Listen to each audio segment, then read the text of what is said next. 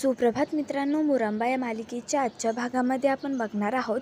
इकडे रमा ही विचारते की तुम्ही सांगणार आहात की नाही, नाहीतर मला विचारायलाच नको, नाही तर सांगू पण नका तुम्ही. तर इकडे लगेच अक्षय सांगतो की अरे सांगतो मी, तू असं झालं होतं, तू चुकून दारू प्यायलेली. तर ते ऐकून इकडे रमाला धक्का बसतो आणि ती जोरात बोलते तर काय. तर इकडे हसतच अक्षय सांगतो की म्हणजे तू काही होऊन दारू नव्हती प्यायलेली, तुला चुकून पाजली होती. तर तो सांगतो की कसं तिला दारू पाजून ती वेड्यावानी अक्षयच्या मागे लागली होती. तर इकडे रमा सांगते की जाऊ द्या, काही नका बोलू, मी असं करूच नाही शकणार. तर इकडे अक्षय सांगतो की बरं तू नाही करणार ना, मग तुझ्या दादाला विचार तू. तर तो आनंदला आवाज देतो. तर इकडे रमा सांगते की बरं जाऊ दे, एवढी गरज नाही आहे. तर इकडे अक्षय सांगतो की त्याला नाही तर तुझ्या फेवरेट वहिनीला विचार, जान्हवी वहिनीला विचार, तिला बोलू का मी. तर रमा सांगते की जाऊ दे, मी करू पण शकते, मी पण माणूसच आहे ना एक. तर इकडे अक्षय सांगते की पण तू जेव्हा दारू प्यायलेली ना, तुझी सगळी आतमधली फोडणी ना ही बाहेर निघून आली होती. तर इकडे दुसऱ्या दिवशी रमा ही आरतीकडे जाते आणि बाळाला भेटते. तर इकडे रमा सांगते की झोप झाली ना, त्रास नाही दिला हिने. तर आरती सांगते की नाही, असं काही झालेलं नाहीये, छान झोप आली होती, पण मध्ये उठली होती, पण तिच्या बाबांनी तिला खाऊन घालून खेळले तिच्यासोबत, मग मी तर झोपून गेले, माहिती नाही ती कधी झोपले. तर इकडे रमा सांगते की मग तुम्ही मला बोलवायचं ना, मी सांभाळलं असतं तिला. तर इकडे आरती सांगते की अगं तू पण खूप दमतेस ना, म्हणून नाही बोलवलं, पण जाऊ दे, आत्ता मला तुझी जास्त गरज आहे, तू आत्ता तिला सांभाळ यार, तोपर्यंत मी माझं आवरून घेते, मला डॉक्टरकडे जायचं आहे. तर रमा सांगते काय झालं हिला आणि डॉक्टरकडे का जायचं आहे. तर आरती सांगते काय नाही गं, नॉर्मल चेकअपसाठी जायचं आहे, बाकी काही नाही. तर रमा सांगते की मग मला पण यायचं आहे, चला मी पण आवरून येते. तर इकडे आरती सांगते की बरं मग तू पण चल, ये आवरूयात आपण. तर इकडे आरती सांगते की तसं काही नाही ग, पण तू बघ ना तुमची दोघींची किती मैत्री जोडली आहे. कारण ना मला पण असं वाटतं की मी पण तिला हँडल करू, पण मला असं एकटीला ना खूप भीती वाटते. आणि जर मला अभिची हेल्प हवी तर मला अभिचा तिथे खूप त्रास होतो. म्हणजे एक्झॅक्टली त्रास तर नाही होत, पण ना तो पण खूप दमलेला असतो. तो त्याला असं काही काम सांगायचं तो अजून दमतो ना, म्हणून. पण मी असं एकटं गेली ना, मला खरंच खूप भीती वाटते जर काही झालं तर. तर ते ऐकून इकडे रमा सांगते की आता ना हे सगळे असे विचार डोक्यातून काढून टाका, कारण आता ना सगळं परफेक्ट आणि मस्त होणार आहे आधीसारखं. तर इकडे लगेच तेवढ्यात तिथे अभि तिथे येतो आणि बोलतो की चल आरती, अरे जायचे आपल्याला, उशीर झालाय.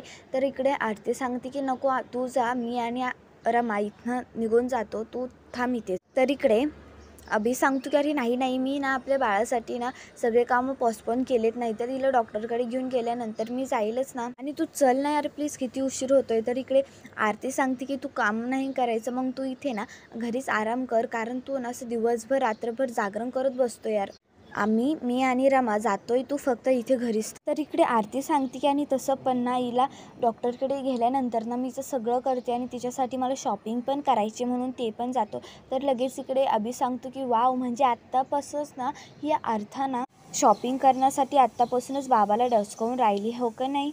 तर इकडे अभि सांगतो की ओके तुम्ही जावा आता. तर इकडे मी पण ऑफिसमध्ये जातो. तर इकडे रमा सांगते की बरं ओके, पण तुम्ही तर आत्ताच बोललात ना की तुम्ही पोस्टपोन केलेत म्हणून. तर इकडे लगेच आरती सांगते की हो ना, म्हणून आता घरीच बस की. तर इकडे लगेच अभि सांगतो की अरे तसं नाही, पण मी परत ते रिओपन करतो, म्हणजे परत दुसऱ्यानंतर मला हिच्यासोबत खेळायला टाईम भेटेल ना. तर लगेच इकडे अभि हा निघून जातो. तर इकडे जाता जाता रमा आणि आरती पायरीवरनं जात असतात. तर इकडे रमा ही जात असताना तिची पायरी चुकते आणि ती खाली पडते. तर लगेच सीमा तिला उचलते आणि बोलते काय गं, लागलं का तुला, आणि नीट बघून तरी चालायचं ना. तर इकडे रमा सांगते की नाही नाही, मला लागलं नाही, फक्त पायरी चुकली, बाकी काही नाही. तर अक्षय विचारतो की पण तुम्ही कसे जाणार आहात. तर इकडे रमा सांगते की आम्ही ड्रायव्हर काकांनी आपली गाडी घेऊन जाणार आहोत. तर इकडे परत जाता जातानी रमाला ही ठेस लागते. तर इकडे ठेस बघून परत सीमा सांगते यार तू घरीच थांब, काय का असे परत लागलं ना तुला. तर लगेच इकडे अक्षय सांगतो की अरे बघ ना तूच आता. तर लगेच रमा सांग काय नाही हो आरती वहिनी, मला फक्त ठेसच लागली, आणि तसं पण मला धडपडायची ना सवय झाली आहे. तर इकडे लगेच अक्षय सांगतो की बघ ना आता तू ही स्वतःच बोलली ना, या धडपडायची सवय झाली आहे आणि दुसऱ्यांकडून काहीतरी विसकून घ्यायची. तर लगेच सीमा बोलते की तू शांत बस ना थोडं. तर इकडे सीमा सांगते की तुम्ही उद्या जाल का, कारण ना मला आत्ता हे असं अपशकून वाटतंय, म्हणून तुम्ही उद्या जा ना. तर इकडे रमा सांगते की आई असं काही नसतं, तसं पण माणूस पडतंच ना कधीतरी, म्हणून हे अपशकून वगैरे काही नसतं हो.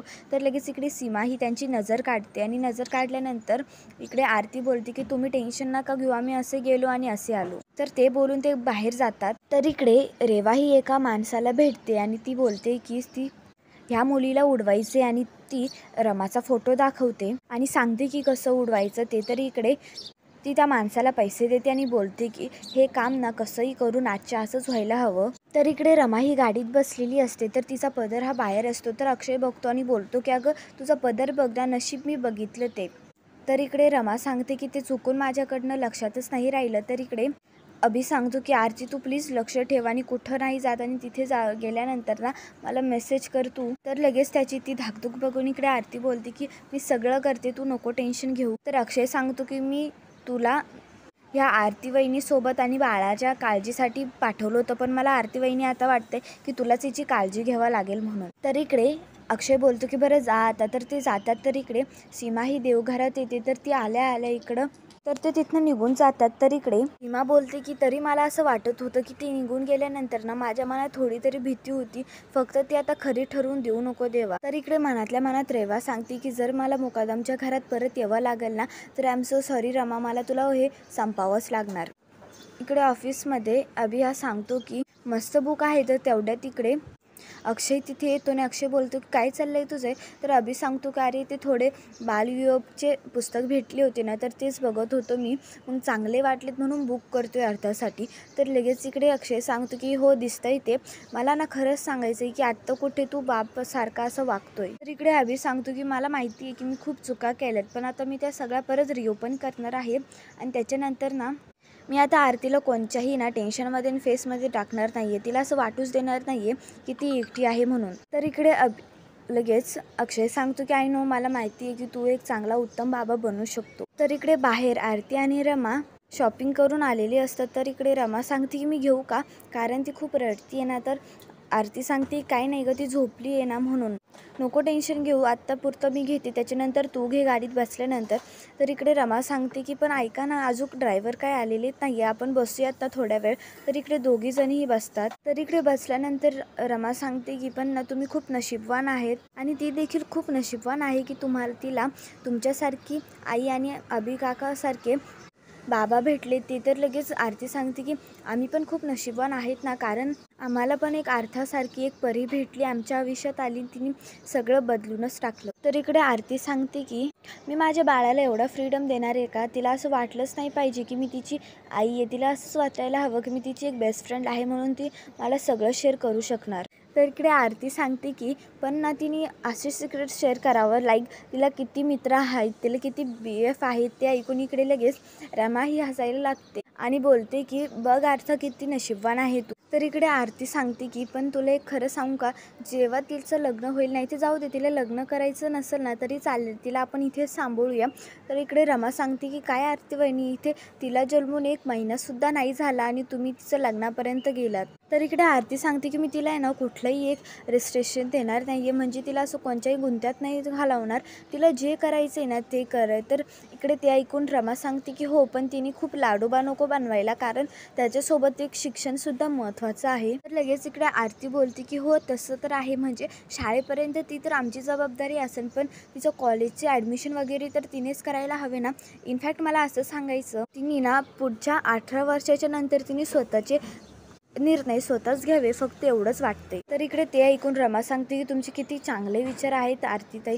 तर लगेच इकडे आरती सांगते की अगं तुला माहिती आहे मला ना लहानपणापासूनच डान्स करण्याची खूप आवड होती, पण माझ्या बाबांनी मला अलाउच केलं नाही. ते मला कायम सांगत राहायचे की अभ्यास कर अभ्यास कर, पण मी याला असं नाही करणार, अभ्यास तर ती करेनच पण त्याच्यासोबत ना तिची हॉबीज पण मी आता जपून ठेवेल. तर इकडे आरती तिला सांगते की तुला माहिती का, जेव्हा आपल्याला मूल होतं ना त्या टायमिंगला आपण त्यांच्याकडे बघतो पण त्यांच्या पर्सनॅलिटीकडे आपण बघतच नाही ना. तर इकडे रमा सांगते की बरं चला आता जाऊयात, आपण खूप उशीर झालाय, मी ड्रायव्हर काकांना फोन करते, नाहीतर इथे पणजी व्हायचे पण आपण स्वप्न बघूयात. इकडे लगेच तिला उठल्यानंतर आरतीच्या पायाला मुंग्या येतात. तर ते बघून इकडे रमा ही ते बाळ घेते आणि त्याच्यानंतर ती बोलते की बरे आहात ना तुम्ही. तर लगेच इकडे आरती बोलते की हो आता चल. तर इकडे रमा ही रोड क्रॉस करत असताना आरती मागं थांबलेली असते म्हणून ती रोडमध्ये थांबते. तर मागून इकडे ट्रक आलेली असते. तर ट्रकला बघून इकडे आरती ही तिला बोलत नसते, तर ती लगेच पळते. तर तेवढ्यात तिकडे ट्रक तिथे येऊन आरती ही रमाला ढकलवते आणि ती ट्रक खाली येते. तर इकडे लगेच अक्षयला फोन येतो आणि तो बोलतो की हो ओके, पण का तर लगेच त्याचा चेहरा बघून इकडे अभि सांगतो की काय झालंय, तर अक्षय सांगतो की अरे जे कोणी आपल्याकडे ते इन्व्हेस्ट करायला निघून गेले होते ना, ते परत आपल्या कंपनीमध्ये इन्व्हेस्ट करायला येतात. तर लगेच इकडे हसतच मिठी मारत अभि सांगतो की अरे मग ही गुड न्यूज आहे, एवढा का रिॲक्ट होतो. तर त्याच्यानंतर एक अक्षयला परत कॉल येतो, तर तो कॉल उचलतोच इकडे अक्षय हा कोमात जातो आणि तो खाली बसतो. तर लगेच त्याला बघत इकडे अभि सांगतो की काय झालं. तर इकडे घरी आल्यानंतर आरतीच्या फोटोला हार लागलेला असतो. तर इकडे सगळे रडत असतात, तर हे आरतीसुद्धा रडत असते. तर तिला रडत असताना रमा तिला घेते, तर बाळ शांत होतं. तर लगेच सीमा सांगते की तुझ्या खुशीत आल्यानंतर आर्था खरंच गप्प झाली ग. तर इकडे लगेच रमा सांगते की म्हणजे तिला माझं परत आई बनवून घ्यायचे वाटतं आणि तिची ऊब मी तिला देणारच आईची, तिला एक कशाचीही कमी पडून देणार नाही. आणि जर तिलाच वाटत असेल ना की मी तिची आई व्हावा, तर मी तयार आहे. तर लगेच ते ऐकून इकडे अक्षयला धक्का बसतो. तर मित्रांनो, तुम्हाला आजचा भाग कसा आवडला ते कमेंटमध्ये नक्की सांगा आणि आपल्या मराठी मावळा चॅनेलला नक्की सबस्क्राईब करा. धन्यवाद.